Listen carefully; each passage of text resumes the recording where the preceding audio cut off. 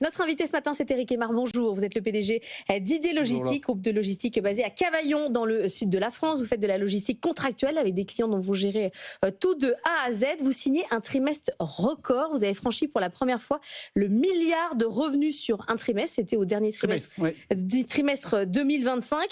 Ce qui fait que sur un an, quand même, vous avez un chiffre d'affaires de 3 milliards 74. C'est une hausse de 14% sur l'année. Vous avez doublé en 5 ans. On dit parfois que la logistique, c'est pas très sexy. Là, rien que ces chiffres, votre succès, il est incroyable. C'est quoi votre différence pour convaincre les clients de vous donner tout leur logistique de A à Z ? Alors, je me permets juste d'abord, bonjour et merci de votre question. On n'a pas forcément la logistique de A à Z. On a une tranche de leur logistique. Ouais. Notre stratégie depuis la création de l'entreprise, c'est d'accompagner des grands comptes, voire des très grands comptes, en leur proposant une partie logistique qui est essentiellement de la gestion de stock et de la préparation de commandes, sachant que, par exemple, le client va gérer, et ce n'est pas notre métier, l'arrivée des marchandises venant, par exemple, d'Asie ou d'ailleurs, et va gérer, quelquefois avec nous, mais souvent sans nous, la distribution finale et notamment le transport. Donc nous, notre spécialité, c'est la gestion d'un entrepôt, la préparation de commandes et dans certains cas, la livraison finale. Ce n'est malgré tout qu'une partie de l'ensemble de ce qu'on appelle la supply chain d'un client. Hein. Et nos grands clients, ils vont toujours être vigilants d'avoir plusieurs prestataires. On n'est jamais dans une position monopolistique. Alors, pour répondre à votre question, comment on est choisi ? C'est toujours un point je vais pas dire d'intérêt, parce que chaque client va avoir une approche différente.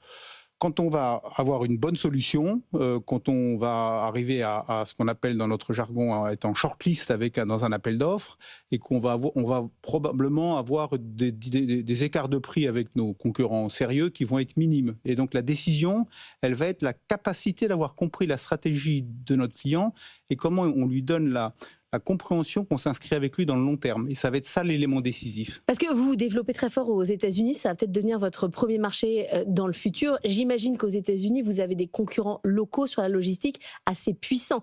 À un moment donné, ils choisissent un Français basé à Cavaillon. Oui, mais ils peuvent sinon choisir un Allemand qui s'appelle DHL, qui est basé en Allemagne. Ils peuvent choisir une entreprise comme Kuehne+Nagel, qui est basée en Suisse. On vit dans un monde aujourd'hui qui est très international. Et on a aussi des acteurs américains extrêmement puissants.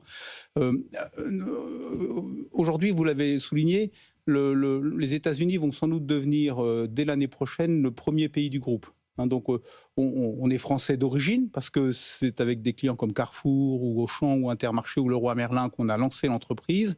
Aujourd'hui, notre panel de grands comptes, il est avec des gens comme Amazon, Inditex, PepsiCo, Nespresso. Donc, vous voyez des clients qui n'ont pas particulièrement une spécificité française, et on a eu la chance de rentrer dans cette catégorie de comptes et quelque part d'être le petit Frenchie de Cavaillon et d'Orient. Finalement, quand vous avez d'autres, nos concurrents américains ont souvent aussi une petite touche historique et locale. Donc on ne perçoit pas un inconvénient d'être Frenchie dans cette compétition. À travers vos résultats, on voit aussi le développement du e-commerce évidemment derrière. Est-ce que vous avez vu la fast fashion se développer très fort à travers votre activité ? Bien sûr. C'est une part de notre activité, d'ailleurs dans laquelle on était peu présent il y a 6-7 ans et qui est devenu maintenant significatif avec des beaux clients. C'est devenu un élément, on va dire, une des composantes clés de l'e-commerce, et c'est un des éléments de développement qui est important. Pas aujourd'hui avec des acteurs chinois, c'est pas notre fonds de commerce actuel. Par contre, on est dans ce domaine-là avec des acteurs soit français, soit espagnols, beaucoup. Des gens comme Zara, Inditex, qui sont aujourd'hui des gros clients de l'entreprise. 6 000 recrutements ouverts pour l'année 2026, c'est énorme. Vous avez 50 000 collaborateurs dans 19 pays. Vous recherchez dans tous les métiers. Est-ce que vous allez avoir un problème de recrutement ou vous n'allez pas avoir assez de main-d'œuvre ? Alors, 6 000, c'est la moitié de nos coûts, ce sont des coûts de main-d'œuvre. Ouais. Donc, quand vous avez 15% de croissance, quelque part, mécaniquement, vous avez 6 000. Alors après, là-dedans, vous avez plusieurs catégories d'équipes. Vous avez on va dire du quantitatif, qui est de la main-d'œuvre très opérationnelle. Et ces sujets-là, il faut les gérer, il faut trouver des sourcings particuliers. Et chaque pays a une organisation un petit peu différente. Ça peut être l'intérim dans des pays, ça peut être des contrats courts dans d'autres.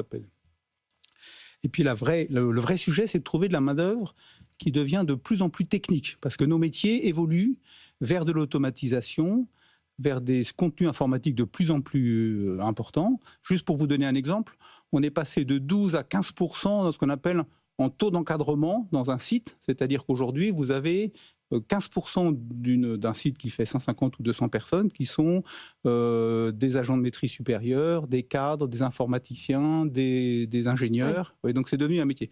Et ça, c'est aussi un mode de recrutement qui est relativement spécifique et dans lequel il faut beaucoup former. On a des budgets de formation qui excèdent très largement les obligations légales.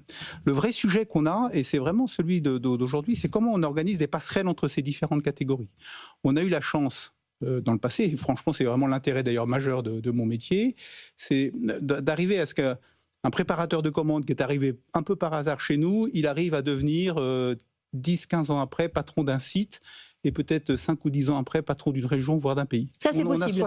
Ça c'est notre réalité. On a 70% de nos patrons de site qui viennent de cette catégorie. Donc c'est ça votre argument de recrutement, c'est que chez vous, on a une perspective de carrière. Et donc il faut que cette montée en charge de la technicité ne brise pas ce lien. Hein, et ça, c'est notre enjeu. Et vous voyez, les enjeux, par exemple, d'intelligence artificielle, c'est comment on va arriver à ce que des gens qui n'ont pas forcément une formation initiale forte arrivent à continuer à avoir ce cheminement. Voilà, donc c'est ça notre enjeu et notre intérêt, parce que on est des métiers d'insertion qui restent extrêmement passionnants à cet égard. Dernier point sur votre parcours boursier qui est impeccable, on en parlait avec Étienne juste avant que vous arriviez, vous ne versez pas de dividendes, vous réinvestissez tout. Est-ce qu'à un moment vous allez être obligé de le faire ou vous restez dans cette perspective? Non, à un moment on va le faire, mais c'est pas. Attendez, c'est un sujet purement allocation de cash. Quand vous avez 15% de croissance, que vous avez la nécessité d'investir dans des sujets d'automatisation, de mécanisation, et que vous délivrez une évolution de votre cours de bourse favorable, eh bien les actionnaires comprennent que l'argent qui reste dans l'entreprise, il est pas mal placé. Ouais. Voilà. Mais par contre, à un moment donné, il faudra bien évidemment passer à un versement de dividendes.